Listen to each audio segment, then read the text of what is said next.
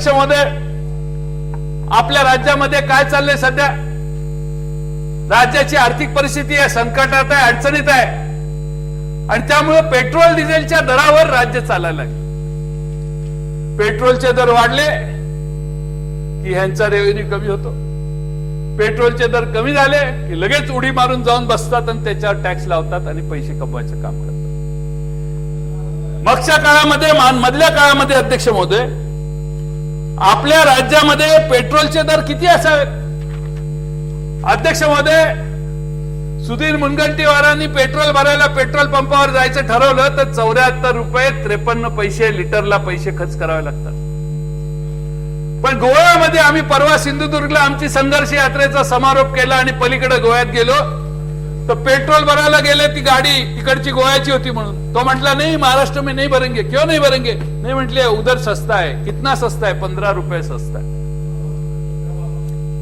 गोव्यात अध्यक्ष महोदय 59 रुपये 50 पैशाने पेट्रोल. तुमच्या कर्नाटक मध्ये 70 रुपयाला पेट्रोल. मोदी साहेबांच्या गुजरात मध्ये 68 रुपये 50 पैशाला पेट्रोल.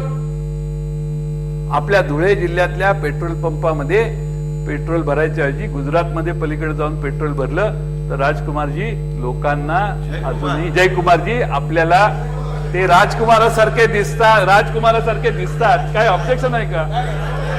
इतका राजविंड मंत्रिमंडळात दुसरा कुठला आहे का?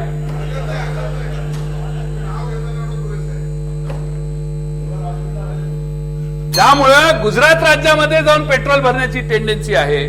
त्यामुळे अध्यक्ष महोदय तुमची स्ट्रॅटेजी काय? आता जीएसटी संपला, तुम्हाला लिमिटेशन आहेत त्याच्यावर.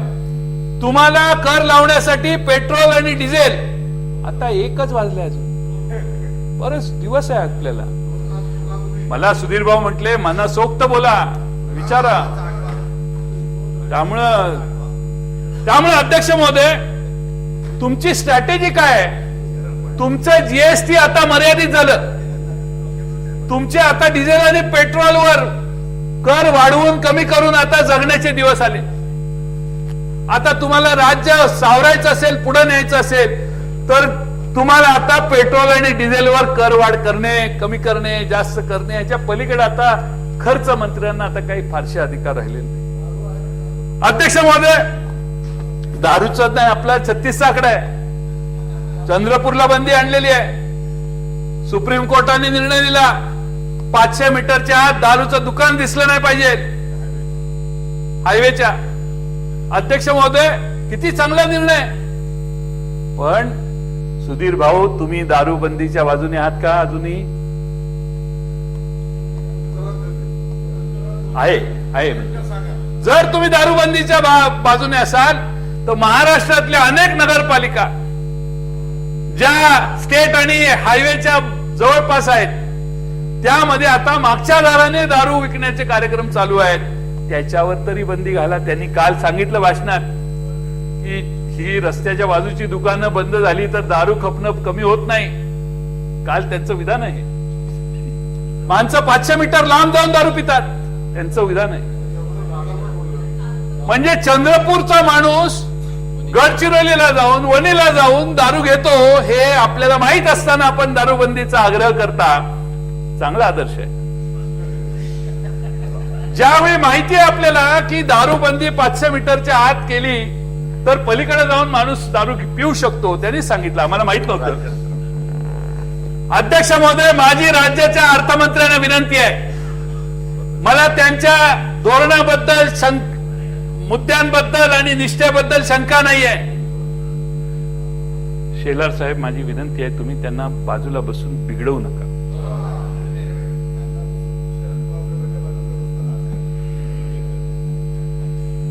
त्यांना शरद पवारांना बाजूला केलं, स्वतः तिथं जाऊन बसले.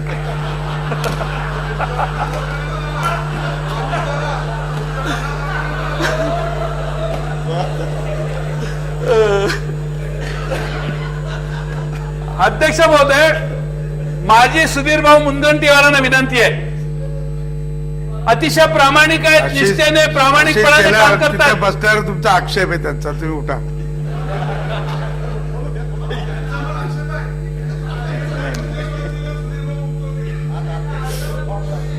नाही काय आहे की पहिल्या भागावर बसण्याचं नशीब सहजासहजी नसतं. पहिल्या भागावर बसण्याचं नशीब फार जरा अवघड आहे. ते काय सोपं आहे का काय? हे न बसतात ते कसे बसतील? आणि एक नंबर नसताना बसणं म्हणजे. अध्यक्ष महोदय, माझी सुधीर भावना विनंती आहे की दारूबंदीचा तत्व तुमच्या मनाला पटलं, पूर्ण पटलेलं आहे, त्याबद्दल आमच्या मनात काही शंका नाही. महाराष्ट्रात दारूबंदी करून दाखवा. आज जीएसटीच्या रूपानं तुम्ही घोषणा करा, महाराष्ट्रामध्ये मी पूर्ण 100% दारूबंदी करतोय म्हणून घोषणा आपण करा. नितीश कुमार दुसरा वाहिता. आपल्याला कधीतरी एक नंबरवर बसायची इच्छा आहे की नाही? पहिल्या दिवसापासून आहे. असं काहीतरी केल्याशिवाय प्रमोशन होत नाही. आपल्याला आज घोषणा करायला पाहिजेत. आज बहुतेक दिसत नाहीत ते. आमच्याकडे एकदा विलासराव देशमुख साहेब परदेशी गेले अमेरिकेला. आर आबा आमचे उपमुख्यमंत्री झाले. आबांनी महाराष्ट्रातल्या गोरगरीब दलित समाजाच्या, आदिवासी समाजाच्या मुलांच्या शिक्षणासाठी सबसिडीची योजना मंत्रिमंडळात मंजूर करून टाकली.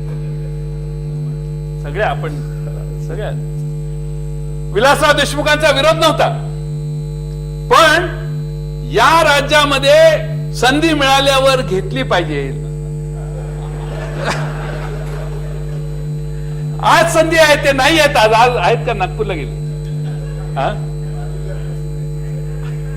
बाजूलाच बसून आहे. पण संधी आहे तुम्हाला.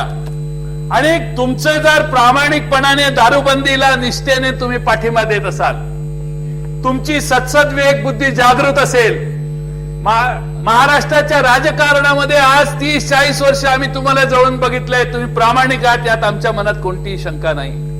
पण आज जर तुम्ही घोषणा केली नाही तर आम्ही तुमच्या या सगळ्या प्रामाणिकपणाबद्दल शंका घेऊ शकतो. का करायलाच पाहिजे. असं आहे की राज्याचा अर्थमंत्री आहे, राज्याचा अर्थमंत्री आहे, स्वतःच्या जिल्ह्यात दारूबंदी आणि राज्याने दारू प्या म्हणायचं.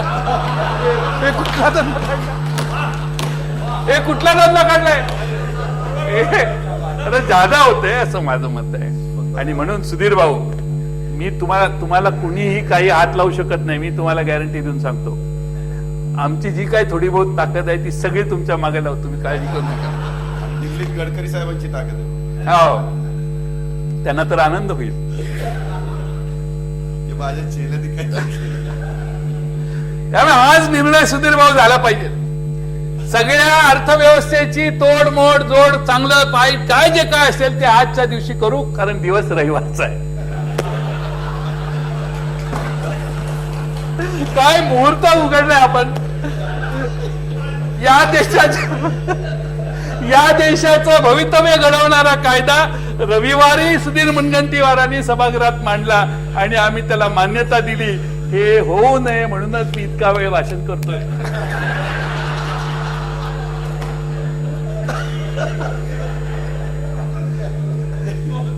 कायम इतिहासात जाईल, इतिहासात, की रविवारी यांनी निर्णय घेतले. रविवारी दारूबंदी झाली.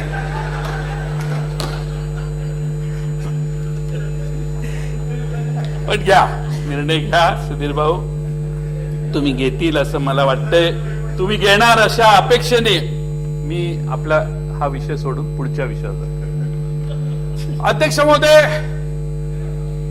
आपली मर्यादा आपण घालून घेतली आहे. जीएसटी कर कसे येणार सगळं ठरले. आता गणित किती येणार आणि किती खर्च होणार ठरल्यावर तुम्ही आम्हाला कर्जमाफी कशी देणार? तुमचे हात बांधले गेलेले आहेत.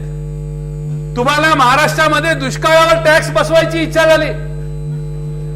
दुष्काळ आहे म्हणून तुम्ही टॅक्स करायला लागला, पैसे मिळवले, दुष्काळावर खर्च नाही केले. यंदा पाऊस झाला तरी दुष्काळासाठी टॅक्स तुम्ही पेट्रोलवर 3 का 6 रुपये परवा वाढवले. का? तर महाराष्ट्रात दुष्काळ आहे. कुठे आहे दुष्काळ? पण अध्यक्ष महोदय, दुष्काळाच्या नावाने या सरकारने पैसे गोळा केले. महाराष्ट्रामध्ये 9 ते 10 हजार कामगार शेतकऱ्यांनी आत्महत्या केल्या. आत्महत्या झालेल्या शेतकऱ्याला मदत तर द्यायचं राहूनच द्या, पण त्या महाराष्ट्रातल्या भीषण परिस्थितीचा फायदा घेऊन या अर्थमंत्र्यांनी महाराष्ट्राची तिजोरी भरण्याचं काम, वेगवेगळ्या पद्धतीचे टॅक्स लावून दुष्काळाच्या नावाखाली करण्याचं काम सुधीरभाऊ मुनगंटीवारांनी केलंय. आणि हे फार मोठं पाप आहे. पाप एवढ्या मोठ्या प्रमाणात आहे की आम्ही सांगतोय 10,000 लोकांनी आत्महत्या केली. आपण कर्जमाफी द्या, काहीतरी करा, पण हृदय जे असतं ना, ते हृदय थोडस तरी हेलावायला पाहिजे. माणूसच राहिला नाही मंत्र्यांच्या मध्ये तर मग काय काय मागणी करणार. माणूस पण राहिलं असतं तर सुधीर भाऊंनी डोळ्यात अश्रू आणून सांगितलं असतं की कर्जमाफी महाराष्ट्रात देतो. 19 आमदारांना घरी घालवण्यापेक्षा 30,000 कोटीची कर्जमाफी जर त्यांनी त्या दिवशी जाहीर केली असती तर पुन्हा एकदा चान्स मिळाला असता तिकडे 1 नंबरला जायचं. संधी आहे, संधी. संधी एकदाच येते. भाऊसाहेबांना माहितीये.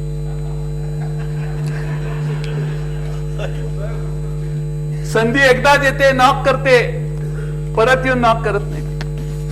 आणि म्हणून माझी सुधीर भाऊंना विनंती आहे की महाराष्ट्रातल्या कर्जमाफीच्या बाबतीत योगींनी निर्णय घेतला.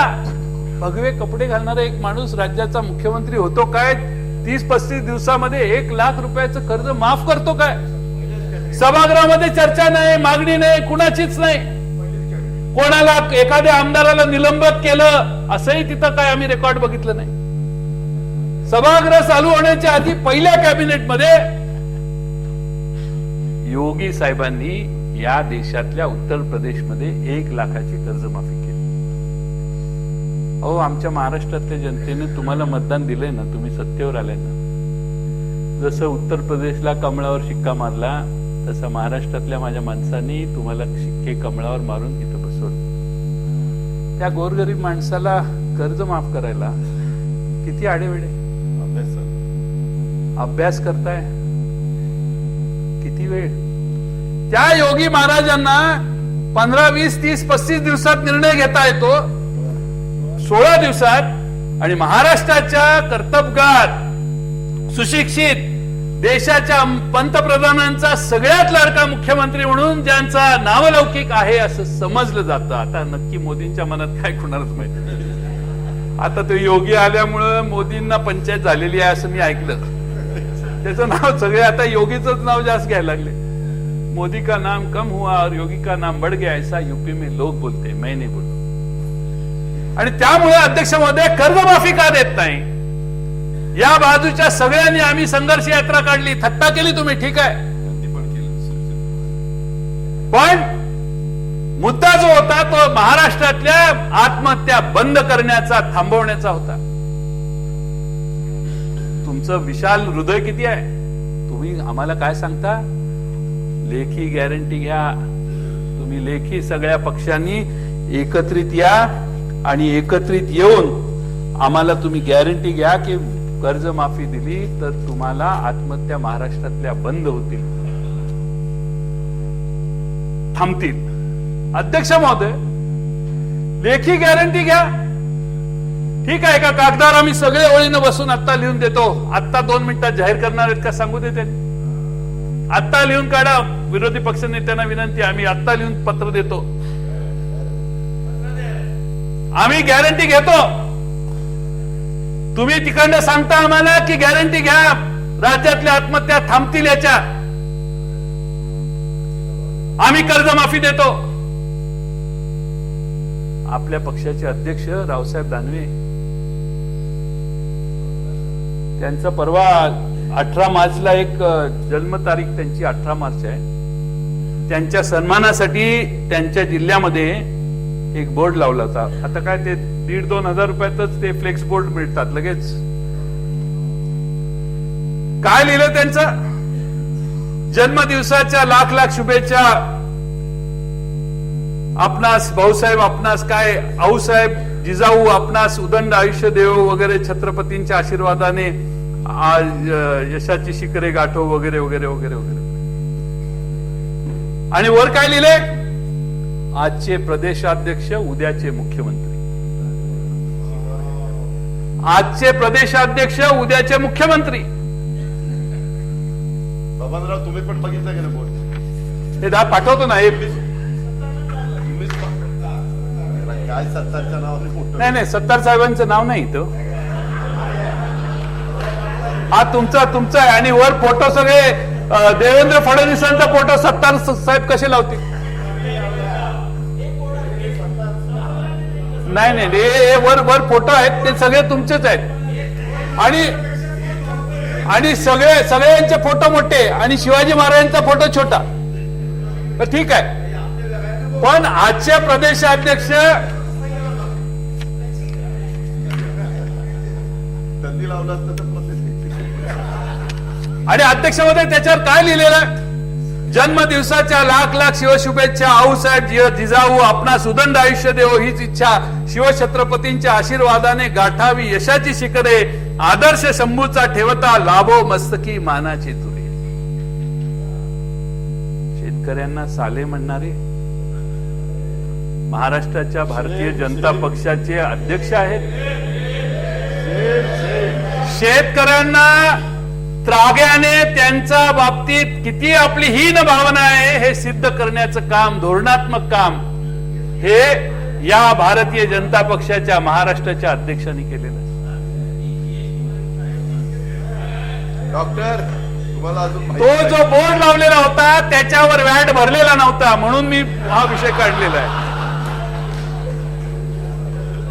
तपासलं व्याज नव्हतं म्हणून काढलंय कागद. मला रेकॉर्ड सेल्स टॅक्स डिपार्टमेंट मधून माहिती लगेच येते यांचं हे बोला साहेब म्हणून. अध्यक्ष महोदय, प्रश्न माझा आहे की आम्ही सगळे या बाजूनं शेतकऱ्यांची कर्जमाफी मागतो. तुम्ही आम्हाला सांगता गॅरंटी घ्या, आम्ही कर्ज देतो, कर्जमाफी देतो, याचा अर्थ तुमच्याकडे पैसे आहेत. आणि मी हा विषय या ठिकाणी मांडतोय की जीएसटी मुळे आता तुमचे हात बंद पडलेले आहेत. 1 जुलैला जीएसटी चालू हो, नाहीतरी बाबा म्हणतात तसे 1 सप्टेंबरला होईल. पण अध्यक्ष महोदय, त्याच्या आधी तुम्ही कर्जमाफी जाहीर केली पाहिजे.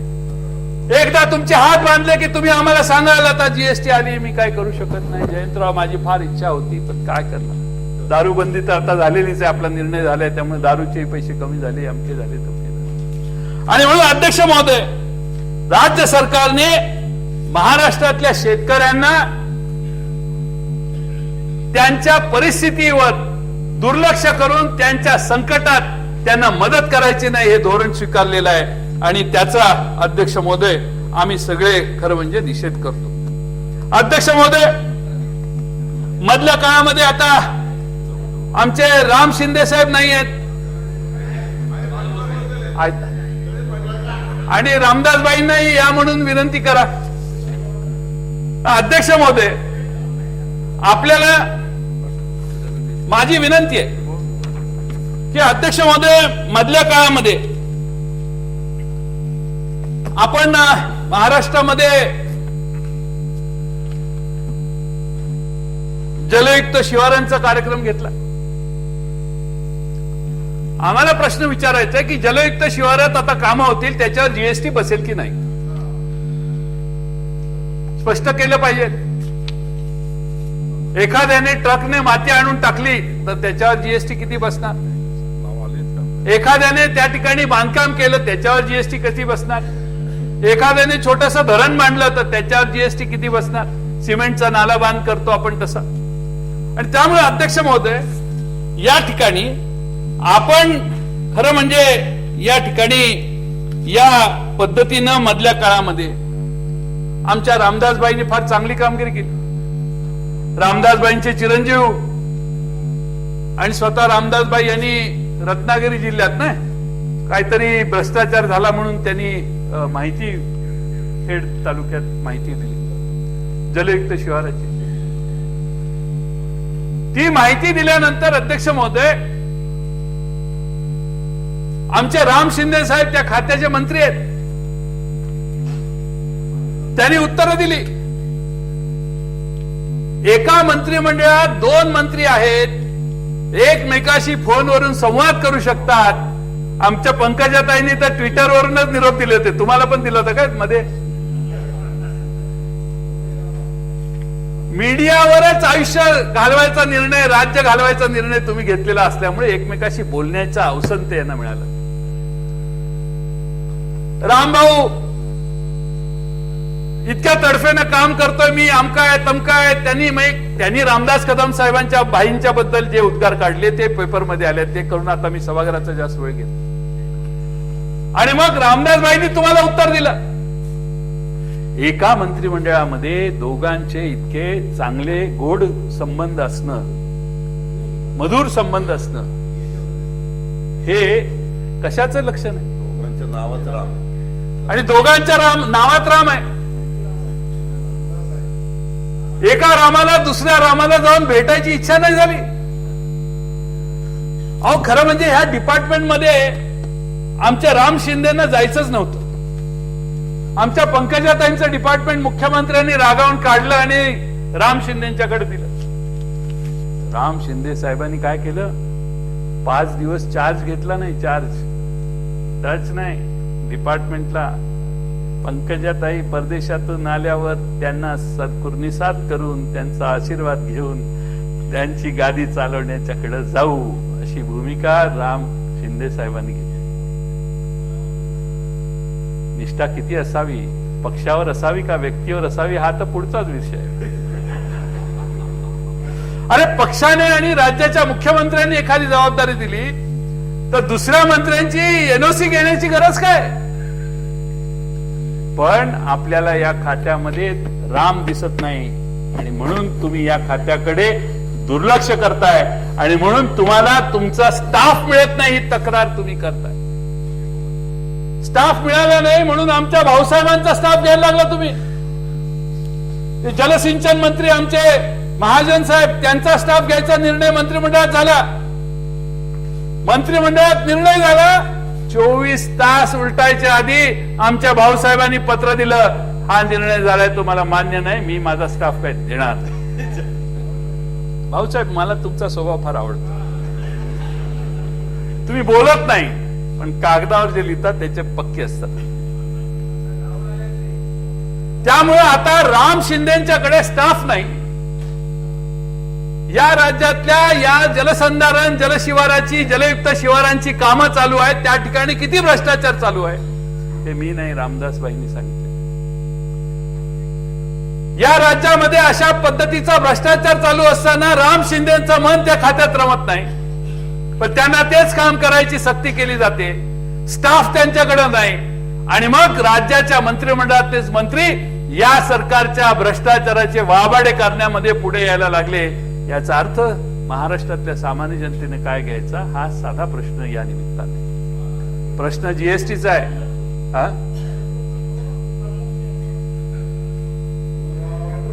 काय आहे, आपण लांबून पाहुणे आहे त्यामुळे तुमची मी काही कळ काढत नाही.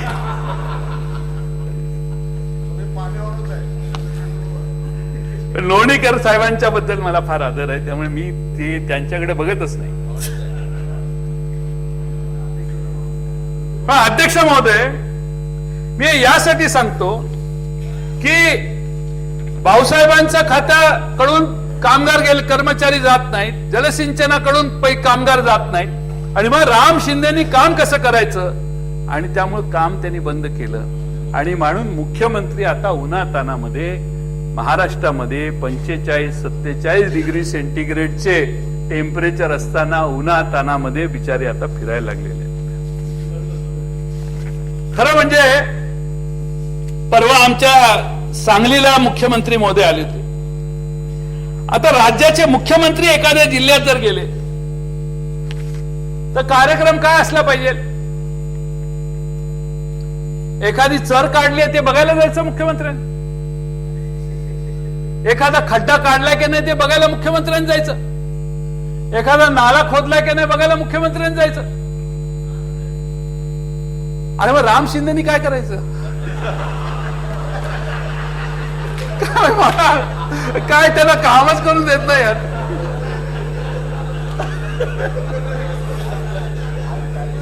मी कार्यक्रम असतो, कार्यक्रम बघा. मुख्यमंत्र्यांचा 19 मे रोजीचा कार्यक्रम 8:30ला धामनेरला शासकीय विश्रामगृह येथून मोटारीने धामनेर तालुका कोरेगाव साताऱ्यावरून प्रयाण. धामनेरला पंतप्रधान आवास योजना, स्वच्छता भारत अभियान, स्मार्ट विलेज पाणी. नावी गावाकडे प्रयाण, जलयुक्त शिवार योजनेत अंतर्गत पाझर तलावातील गाळ काढणे कामाची पाहणी. लोक गाळ काढतायत आणि ते जाऊन राज्याच्या मुख्यमंत्र्यांनी गाळ कसा काढतायत हे जाऊन तिथं तलावाच्या बाजूला जाऊन उभं राहायचं. आणि दुसरं काही काम आहे की नाही? ठीक आहे, प्रायोरिटी आहे, प्रायोरिटी. पुढे गेले नाही हो, फोटो पुरतं ते तुम्हाला माहित नाही. एक ते योगी साहेबांचा एक फोटो आहे स्वच्छता करताना आणि खाली लिहिलेलं आहे कॅप्शन की या फोटो मध्ये कचरा दाखवा.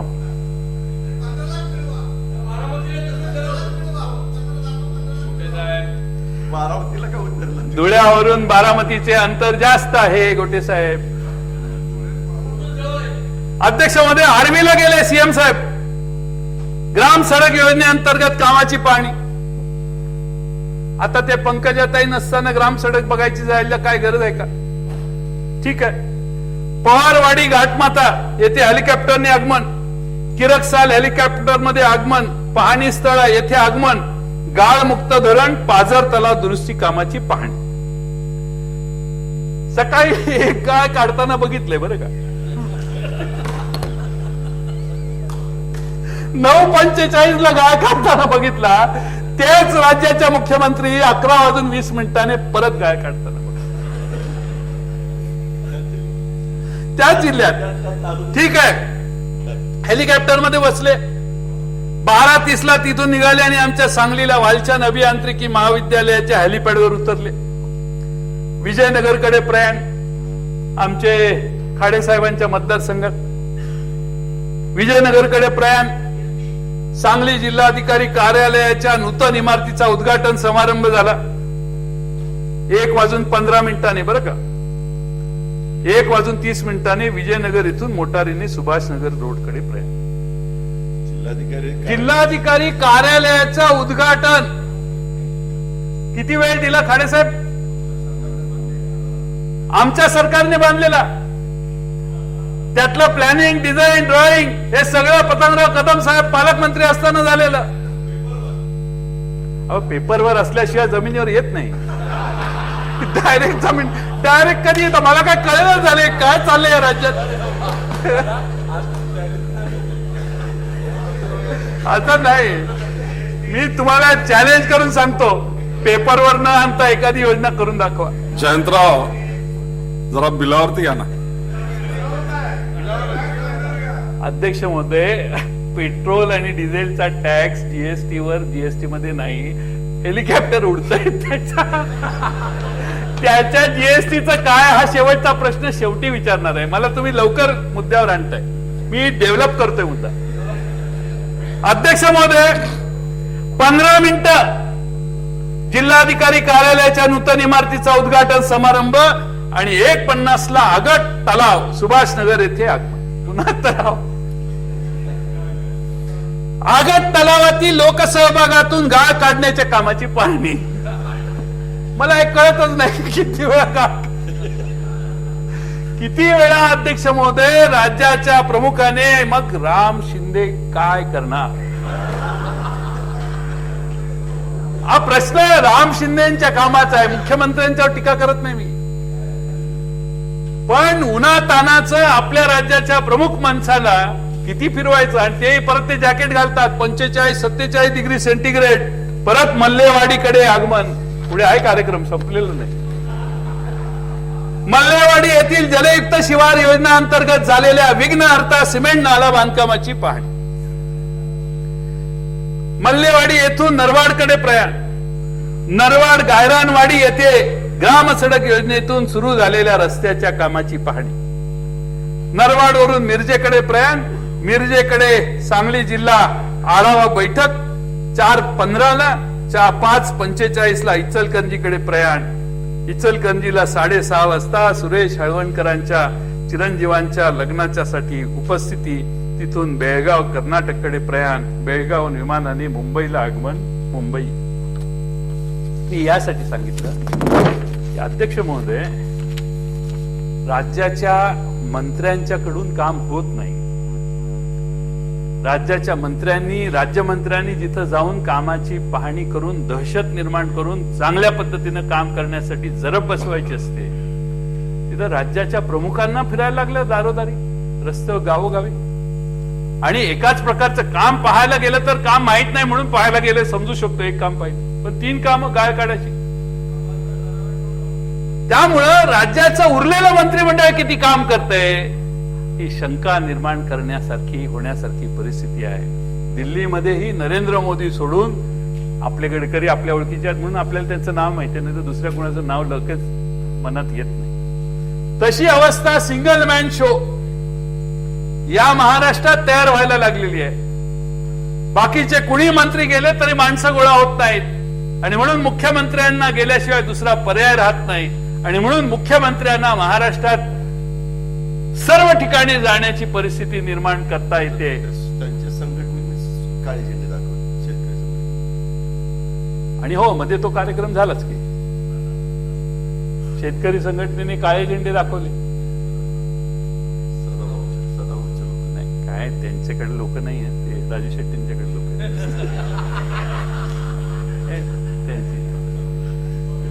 राजू शेट्टींनी त्यांच्या लोकांनी झेंडे दाखवले वगैरे वगैरे. ठीक आहे, तो लोकांचा असंतोष व्यक्त झालेलाच आहे. आता 10 झेंडे दाखवले म्हणजे विरोध कमी आहे असं समजू नका.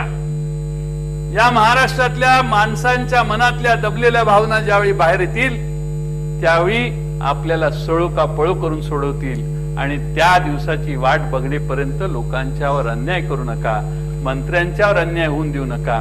मंत्र्यांनी सामान्य माणसांच्या जीवापर्यंत जाण्याचं काम मंत्री आणि राज्यमंत्र्यांनी करावं. राज्य चालवण्याचं काम हे प्रमुखांनी करावं अशी अपेक्षा केली तर फारसं वावगं ठरणार नाही. अध्यक्ष महोदय, आपल्याला पक्ष वाढवायला तर सगळ्यांना अधिकार आहे, त्याच्यावर तर काही जीएसटी लावलेलं नाही, बरोबर आहे ना. पक्षवाढीला कर नाहीये कुठला आणि त्यामुळं आमच्या बाजूचे जे दिसतील त्यांना आता पक्षात घेण्याचा कार्यक्रम चालू आहे. घ्या, आमचं काय तक्रार.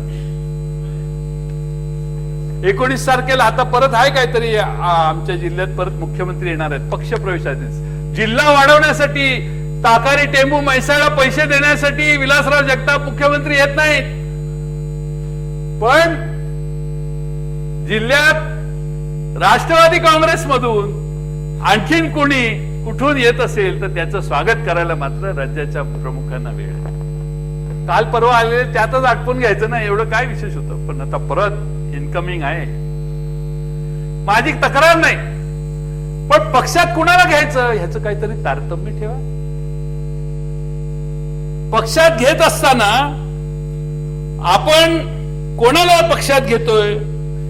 माझ्याकडे एक फोटो आहे, जीएसटी ह्याच्यावर आहे ना, पक्षवाढीला टॅक्स आहे आता इथनं पुढं.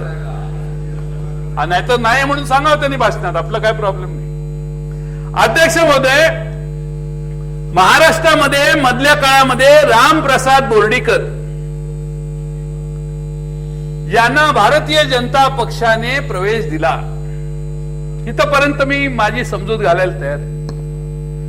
पण अध्यक्ष महोदय, ज्या देवेंद्र फडणवीसांनी रामप्रसाद बोर्डीकर यांचा परभणी जिल्हा बँकेमधील शेतकऱ्यांच्या जीवन विमा घोटाळ्यामधला घोटाळा या सभागृहात काढला आणि त्या घोटाळ्यात जे आरोपी आहेत त्या रामप्रसाद बोर्डीकरांचं स्वागत करायला स्वतः खुद्द देवेंद्रजी फडणवीस हे स्वतः या फोटोमध्ये मला दिसतात. तुम्ही जो नालायक आहे माणूस हे सांगायचं काम इथं केलं, त्या माणसाचं स्वागत कमळ देऊन करायला लागलाय.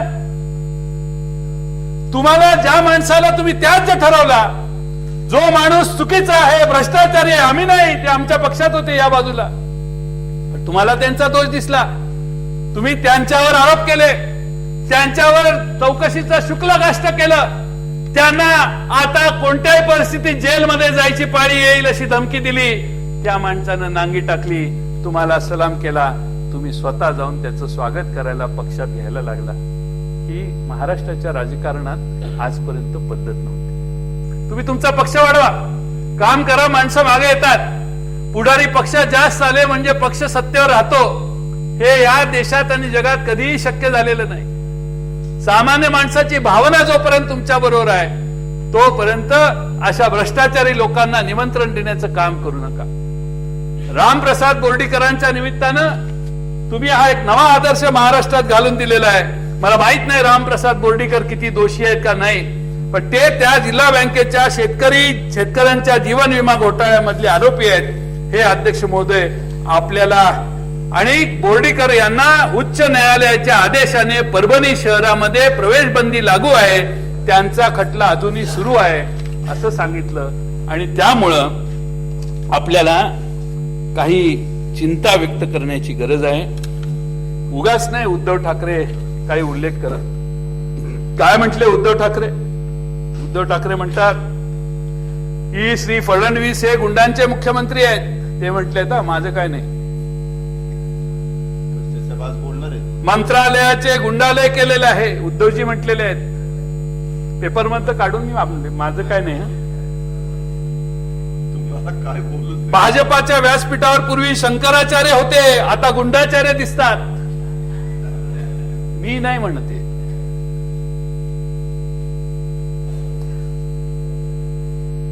भाजपा बरोबर युती केल्यामुळे या युतीमध्ये आम्ही 25 वर्ष सडलो.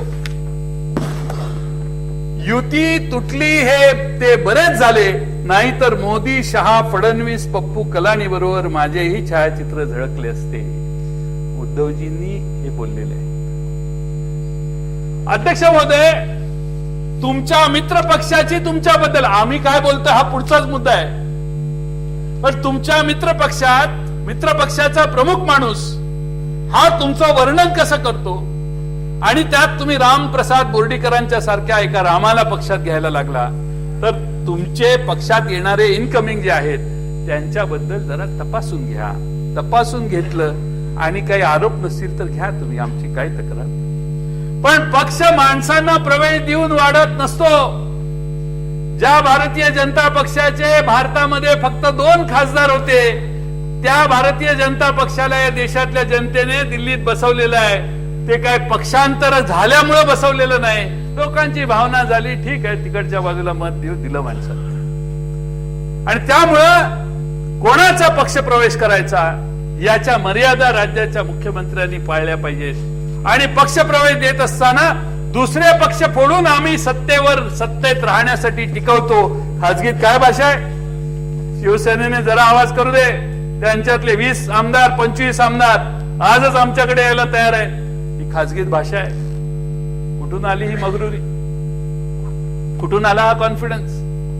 होऊन जाऊ दे 10-12 जणांच्या आमदारांचे राजीनामे देतो, इलेक्शन घेतो, पण शिवसेनेचा पाठिंब्याची गरज नाही आम्हाला. खाजगीत भाषा आहे. खाजगी तो तुम्हालाही माहिती आहे, मी कशाला नाव घ्यायला. अध्यक्ष मध्ये मी हे यासाठी सांगतोय की महाराष्ट्राच्या राजकारणामध्ये असं धोरण, अशी नीती यापूर्वी कधी नव्हती. आणि म्हणून माझी विनंती आहे, अजून 2-2.5 वर्षाचा काळ आहे. पक्षांतराने नाही तर कामाने महाराष्ट्रातल्या जनतेला तुम्ही प्रभावित करा. काम एवढं चांगलं केलं तर कदाचित 2019ला त्या ट्रान्स हार्बर लिंकवर जाताना मला त्यांना बरोबर घेऊन जाण्याची संधी मिळेल, नाही तर सभागृहात यायची पंचायत होईल.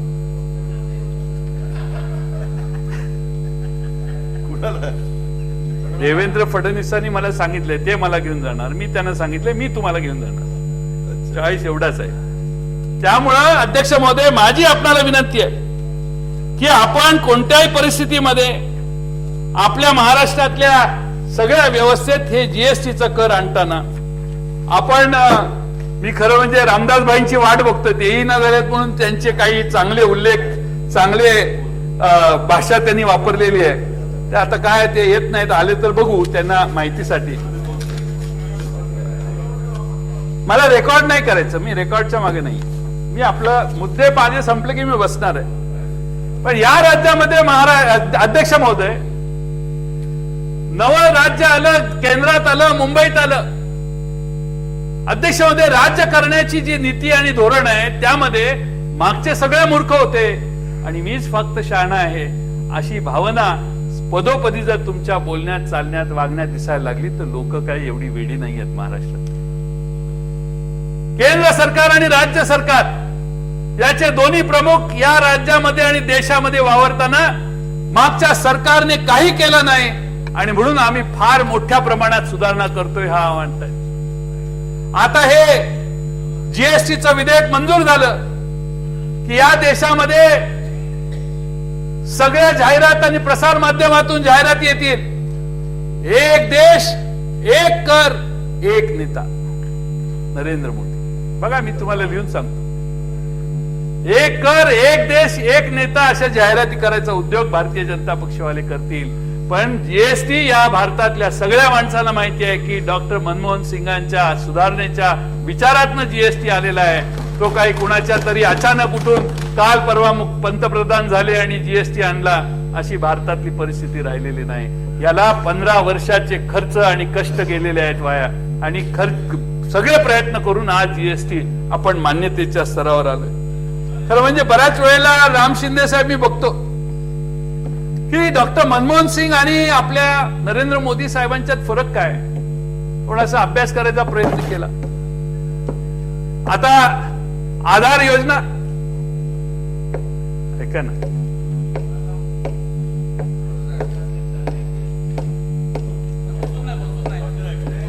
अहो आम्ही नाताभाऊंच्या घरी गेलो होतो, नाश्ता पाणी दिलं, स्वागत केलं होतं. नाताभाऊंनी थांबले होते बिचारे आमच्यासाठी आणि त्यांचं आमच्यावर एवढं प्रेम आहे, आम्हाला त्यांनी थांबून कुठं घर आहे फोन करून सांगून मी राधाकृष्ण विखे पाटील आम्ही तिघ चौघ गेलो शेतात, सुखाने शांत आनंदी जीवन जगतायत.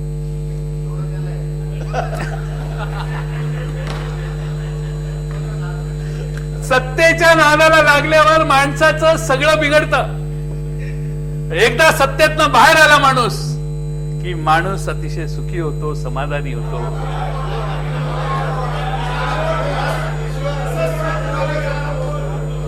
अरे जे 15 वर्ष तुमच्या वाट्याला आलं ते 2-3 वर्ष आमच्या वाट्याला आलं तर एवढं काय वाईट वाटून घेताय?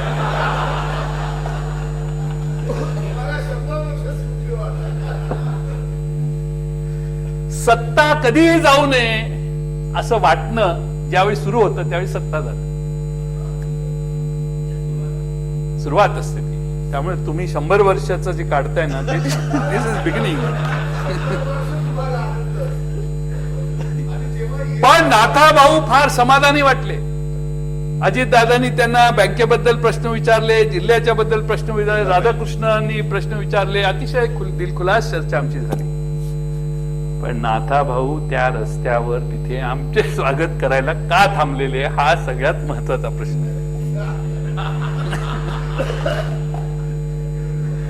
आमची गाडी येणार होती, आम्ही सहज म्हटलं नाथाभाऊ आहेत का बघू चला म्हणून. नाथाभाऊ म्हटले नाही या म्हटले.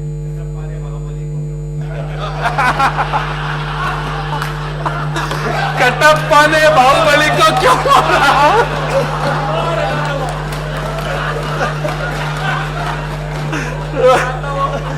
कटप्पा ने बाहुबली को क्यों मारा ये जानने के लिए हम आपके घर आए थे.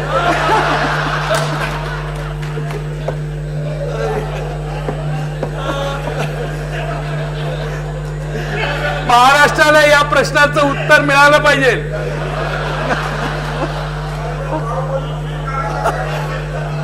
आता बाहुबली तीच तिकडे. महाराष्ट्राला हे उत्तर ज्या दिवशी मिळेल ना, ज्या दिवशी या राज्यातला बाहुबली बोलायला लागेल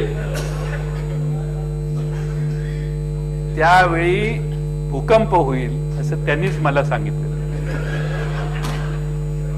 त्यांनी सांगितलं मी ज्या दिवशी बोलेन ना त्या दिवशी या देशात भूकंप होईल असं त्यांनी सांगितलंय. आता ये भूकंप कब होगा?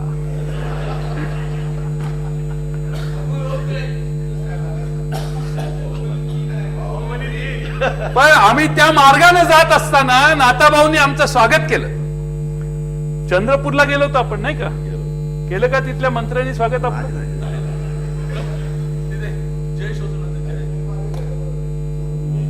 सांगितलं असतं तर घराच्या जवळून गेलो असतो.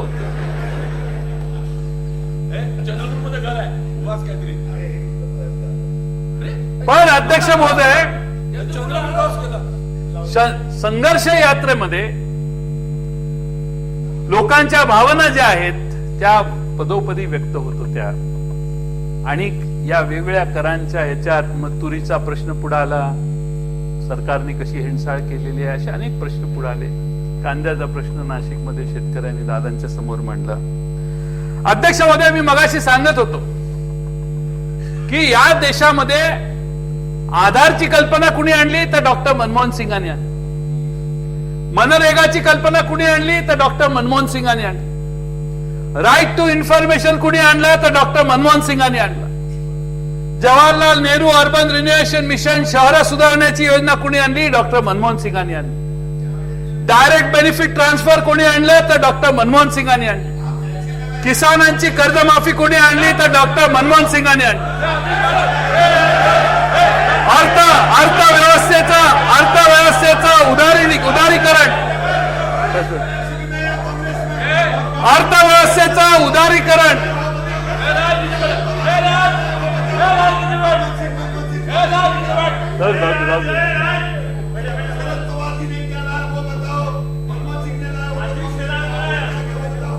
आप जरा बुल टेको मैं बताता हूं.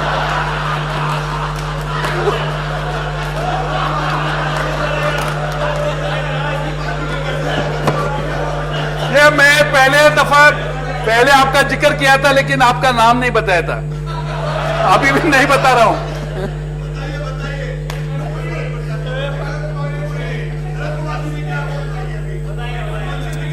अरे ये तो अभी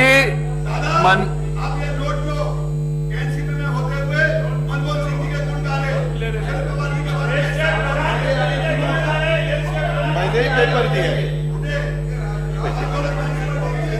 कसं आहे अध्यक्ष महोदय, तुमच्या लक्षात आलं का? आम्ही दोघं नुसतं एकत्र होतोय ही भावना झाली तर ही अवस्था नुसतं एक झलक झाली. आता नुसते आम्ही एक दौरा महाराष्ट्रात काढून आणलो तर ही परिस्थिती. त्यामुळे वो संवाद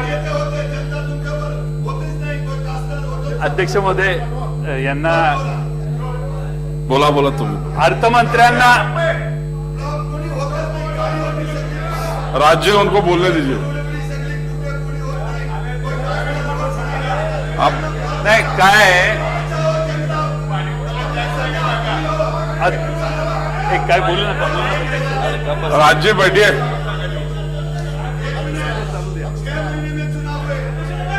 राज्य